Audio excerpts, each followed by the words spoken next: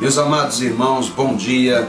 Nós queremos ministrar nessa manhã, conversar nessa manhã sobre a sutileza do pecado. O pecado ele é muito asqueroso, ele é muito entrão. Ele achou uma porta aberta, ele entra. Aliás, não precisa nem de uma porta. Uma frestazinha aberta, ele entra e destrói uma vida, destrói uma família, destrói uma igreja, ele destrói uma cidade. Roma foi destruída por causa de toda a perversão sexual em que ela se meteu, em que ela se envolveu. Mas eu gostaria de olhar com você o texto de Tiago, capítulo 1, o versículo de 13 a 16.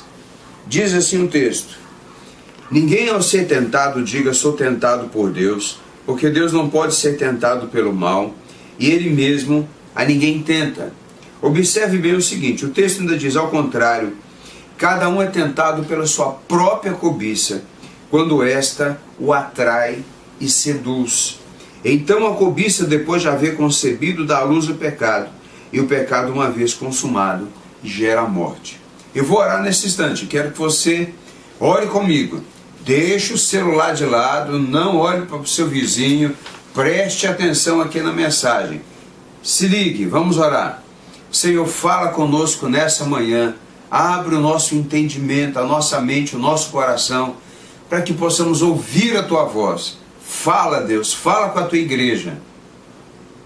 Em nome do Senhor Jesus, nós oramos. Amém.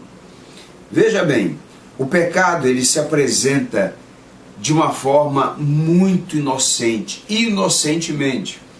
Essa é uma das grandes estratégias das trevas de Satanás de nos laçar, de nos arrebanhar. A tentação, ela passa por um ritual, ela sofre um ritual, ela tem um processo, ela é iniciada de alguma forma, de alguma maneira, em alguma circunstância, em algum momento na sua vida, na minha vida, ela é iniciada como que por um gatilho. Satanás, ele procura atrair a nossa atenção. Você se lembra de Eva lá no jardim do Éden? Satanás fez com que ela observasse a fruta que estava na árvore do meio do jardim.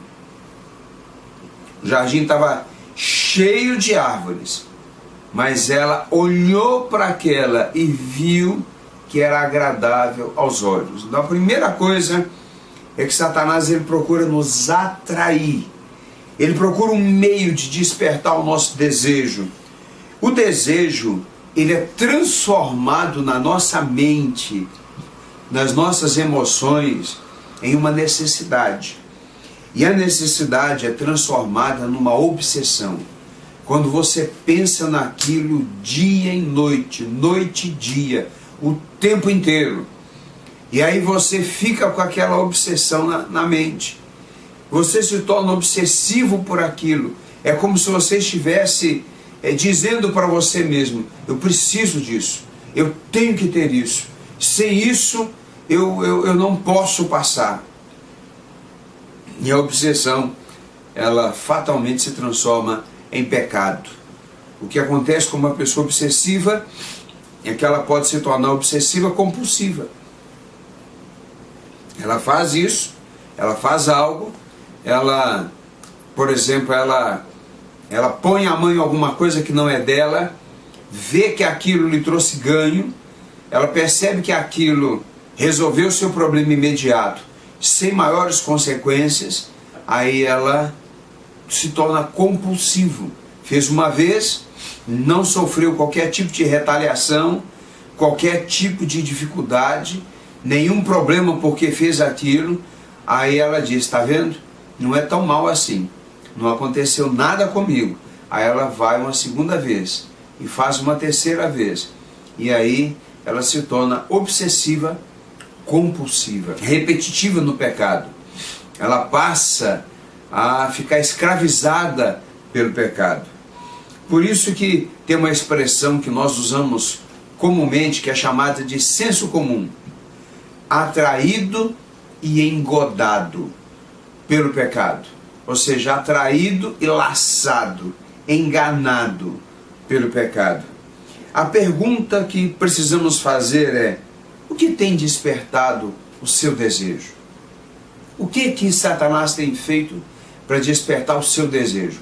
Ou talvez ele nem tem feito. Às vezes nós colocamos a culpa em Satanás, quando na verdade o desejo parte do meu coração corrupto. Ele deseja algo que a minha carne vai se satisfazer com aquilo, e por causa disso o meu coração corrompido começa a buscar essa coisa, esse algo, esse alguém, de uma forma muito intensa. Porque muitas vezes o desejo não é obra de Satanás. O desejo é simplesmente obra da carne. Por isso que alguém disse que a grande arma de Satanás não é que venhamos satisfazer a ele mesmo, mas que venhamos satisfazer a nossa carne. Porque satisfazendo a nossa carne, nós estaremos indo contra a vontade de Deus, andando na contramão do que agrada a Deus. Desejo é aquilo que assume o lugar vazio de suas responsabilidades, do seu envolvimento com o reino de Deus. Guarde bem essa frase. Desejo é aquilo que assume o lugar vazio de suas responsabilidades. Isso quer dizer, muitas vezes você deveria estar envolvido com a obra, envolvido com o reino, envolvido com o trabalho do Senhor, e por não estar, por estar ocioso em casa, no trabalho, onde quer que seja, aí o desejo começa a surgir no seu coração, e começa a despertar no seu coração um desejo por alguma coisa, e você começa a achar que não pode passar sem aquilo, e aí você começa a buscar intensamente isso, até que você cai no pecado. O que aconteceu com o rei Davi? Davi foi isso. Davi, ele estava ocioso enquanto os seus guerreiros, os seus soldados, estavam lá no campo de batalha. Ao invés dele estar junto, lutando, ele ficou em casa. Era a época que os reis saíam às guerras. Isso quer dizer, era a época da estiagem, não havia mais neve, não era uma época de chuvas intensas, era a época do verão, era a época que as terras estavam firmes, sem estar encharcadas pelas chuvas. Ao invés de Davi sair para o campo de batalha com seu exército, ele ficou ocioso em casa. Ou seja, havia um lugar vazio no seu coração e na sua mente. Mente desocupada é a oficina do diabo. Ele vai ter campo para trabalhar, ele vai ter espaço para trabalhar na mente que não está ocupada com o reino de Deus, ou com aquilo que deveria estar ocupado, com o trabalho, com as responsabilidades do lar, com as responsabilidades da vida. Se a mente não está ocupada, ela é um lugar propício para Satanás. Necessidade pode ser legítima ou ilegítima. Eu realmente posso precisar de algo, mas isso pode também não ser tão necessário. E eu começo a achar que isso é muito necessário. E por isso eu me agarro àquilo que a minha mente está produzindo como argumentos para que eu possa cair em pecado. E essa necessidade, que parece impossível de se viver sem, ela se torna uma obsessão. E aí isso nos adoece e nos faz esquecer valores e princípios que são inegociáveis. Meu querido, preste atenção. Se algo está no seu coração, na sua mente, se alguma coisa surgiu no seu coração, na sua mente, e você está percebendo que isso se tornou uma obsessão, e que você não tem se perguntado, no meu lugar, o que faria Jesus, é porque você, infelizmente, está trocando os seus valores, trocando princípios inegociáveis por desejos puramente carnais. Cuidado que isso pode estar acontecendo. Em segundo lugar, o pecado é muito sutil, ele se apresenta como algo socialmente aceito. Por isso que Tiago, capítulo 1, fala assim: ao contrário, cada um é tentado e atraído pela sua própria cobiça.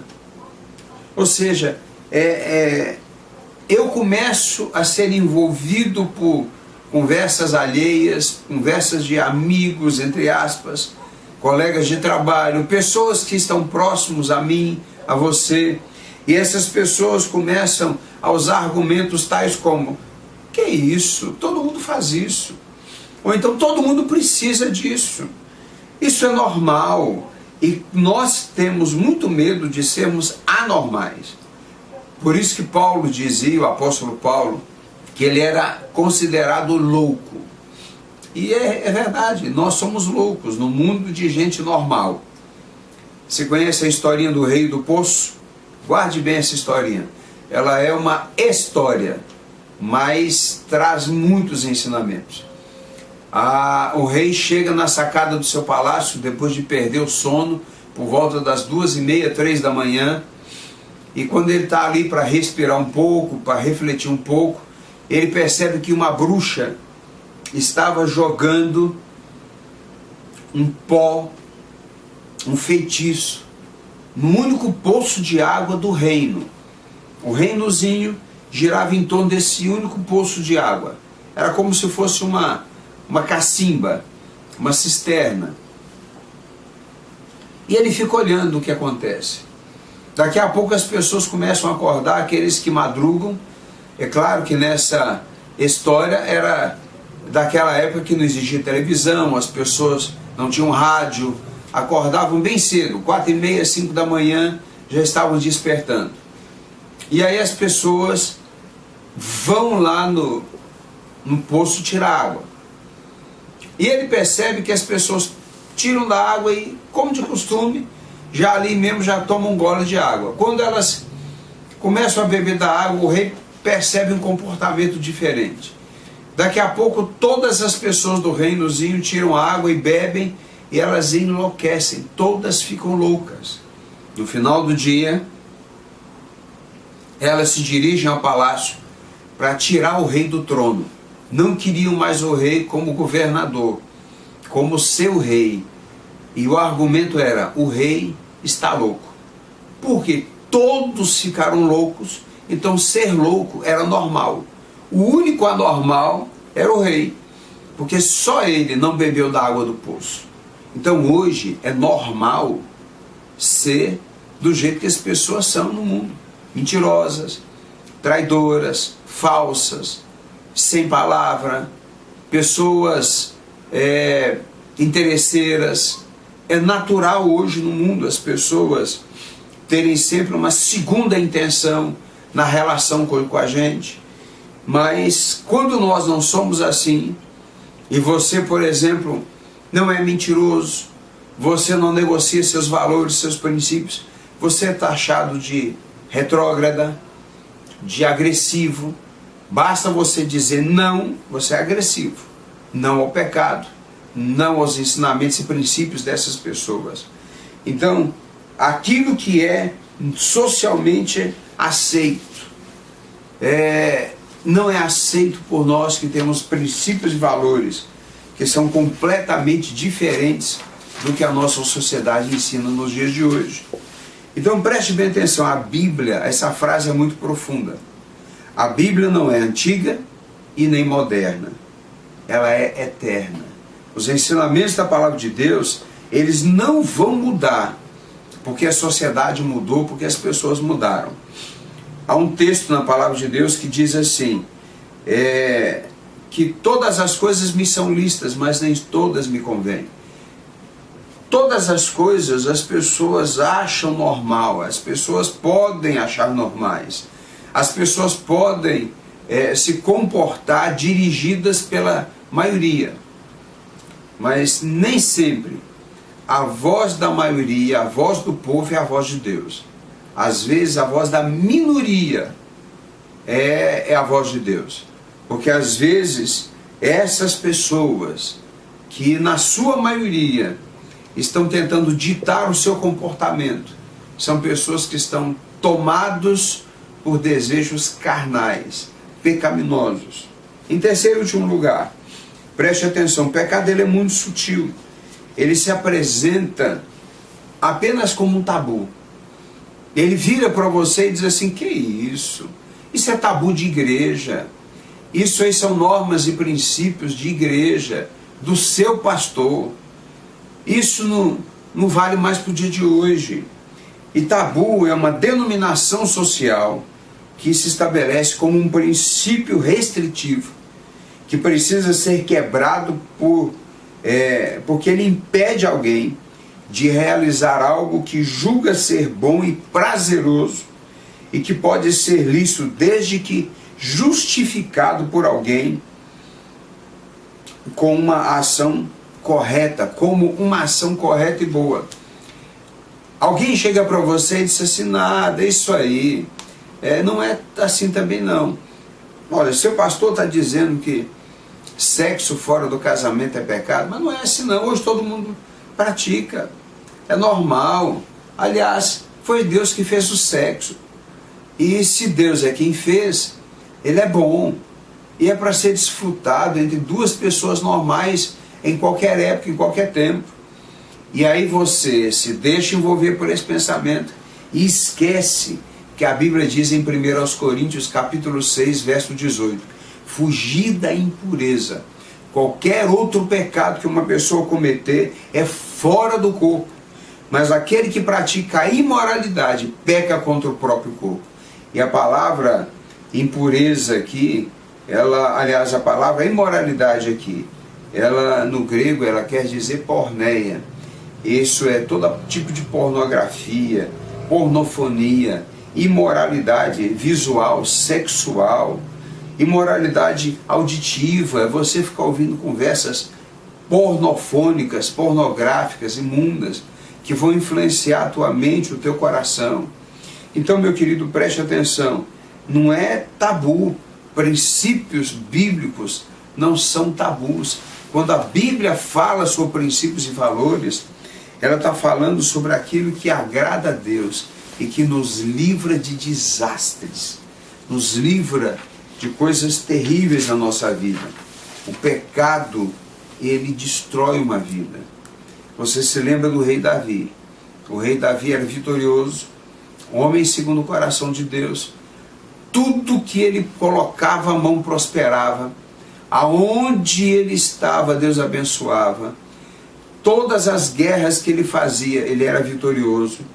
Mas Davi, ao invés de escolher permanecer agradando a Deus, escolheu o pecado. E por causa disso, ele perdeu tudo o que ele tinha naquele momento. Perdeu a sua honra, perdeu o reino, perdeu a autoridade diante da sua própria família, diante dos seus liderados, diante dos reis das outras nações, porque ele foi colocado para correr pelo seu próprio filho. E isso repercutiu em todos os países, todas as nações. O rei que fugiu do filho. Depois ele voltou. Deus o perdoou, Deus restaurou, Deus derramou graça sobre a vida dele. Mas Davi pagou caro pelo que ele fez. Eu gostaria de encerrar dizendo a você o que está em 1 de João capítulo 1, verso 9. Se confessarmos os nossos pecados, Ele é fiel e justo para nos perdoar os pecados e nos purificar de toda injustiça. Se o pecado tem te atraído, se o pecado tem tentado destruir a sua vida, se o pecado tem tentado destruir a sua mente, o seu coração, se o pecado tem tirado você da palavra de Deus, e a primeira coisa que acontece com alguém, quando o pecado está assumindo o controle da vida dessa pessoa, a primeira coisa é a gente deixa de orar. E a segunda coisa, você deixa de ler a Bíblia. A terceira coisa, começa a deixar de ir à igreja. A quarta coisa, você começa a se envolver mais intensamente com colegas de trabalho, colegas de escola, de faculdade, que vão te prendendo no pecado com os seus princípios e os seus valores. Meu querido, minha querida, fuja dessas pessoas, fuja do pecado, deixe todas essas coisas, volte para a Bíblia, volte para a oração, volte buscar a Deus, volte a ter comunhão na igreja, e você vai ver o que Deus é capaz de fazer na sua vida. Olha, se a vida hoje está difícil, sem cairmos em pecado, se a situação está difícil para todo mundo, por causa de todas as dificuldades econômicas que o nosso país está passando, imagine se você cair em pecado. Se cair em pecado, aí você perde de vez a bênção de Deus. Então, meu querido, é melhor difícil com Deus, melhor enfrentando as dificuldades com Deus, porque você tem a possibilidade de um milagre, e milagres acontecem na vida de quem crê, de quem confia, de quem depende de Deus. É melhor do que você estar envolvido no pecado, onde você não tem possibilidade da bênção e da graça de Deus. Se arrependa, deixe tudo que está entristecendo ao Senhor, volte para o Senhor, se agarre com Deus, porque Deus ama você. Um bom dia com Jesus.